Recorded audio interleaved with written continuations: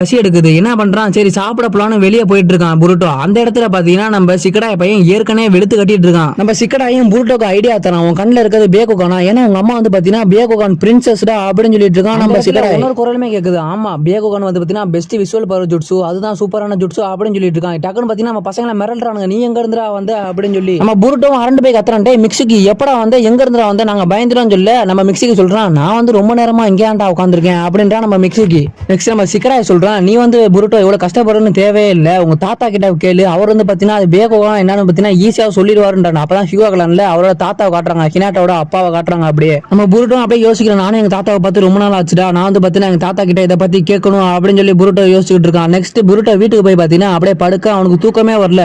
அப்படியே யோசிக்கிறான், என் கண்ணுல இருக்கிறது பேகோகானா இல்ல வேற ஏதாவது சத்தி ஏதாவது எனக்கு கிடைச்சிருச்சா அப்படின்னு சொல்லி யோசிச்சுட்டு இருக்கான் நம்ம புருட்டோ. டக்குன்னு பார்த்தா புருட்டோ வேற ஒரு இடத்துல இருக்கான். பின்னாடி இருந்து ஒருத்தன் வந்துட்டு, நான் வந்து பாத்தீங்கன்னா உன் கனவு மூலமா பேசுறேன் அப்படி